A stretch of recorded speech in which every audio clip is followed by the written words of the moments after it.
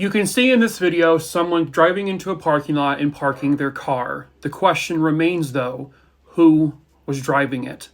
Hello true crimerers, this is the case of Peggy McGuire. Viewer discretion is advised. At the time of this case, Peggy McGuire was 28 years old and she was a mother and she was also a nurse. And her son lived in Eufaula in Oklahoma. She was the mother of this young boy here, his name is Ethan, and she loved him more than anything on this planet. And Peggy was described as the sweetest and kindest person you'd ever meet. And Peggy was full of spunk. She had a lot of energy.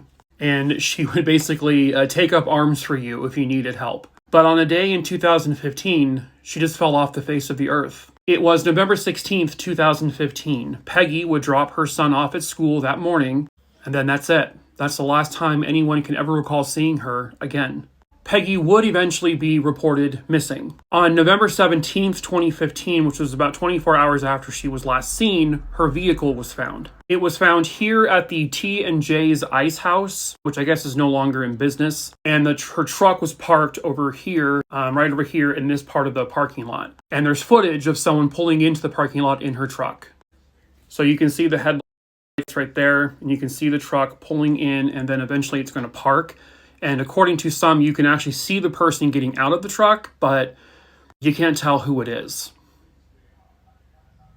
And it is really, really difficult to see whoever the person might be. Her family has seen the footage and they don't believe that that's her getting out of that vehicle. Peggy had never made any mention of ever visiting that bar. As a matter of fact, she didn't drink. And none of the people who worked there can recall ever seeing her. Investigators would eventually search the home she lived at with her son's father. It doesn't sound like they were actually together anymore. And they found some concerning things, which included bloodstains that was on a couch which was on their back patio. And they found gloves in the bed of the truck of Thomas McIntosh, who was the father of her son. And on those gloves was some sort of red substance. They also found reddish-brownish stains indicative of blood in the bucket of a front-loading tractor located on that property. I don't know if they've tested all of that for blood and determined whose blood it was. I'm not sure. Peggy has not used her cell phone. I'm sure they've checked it to see if it's pinged anywhere to locate it, but they haven't come up with anything yet. She has not used her credit cards, her social security number.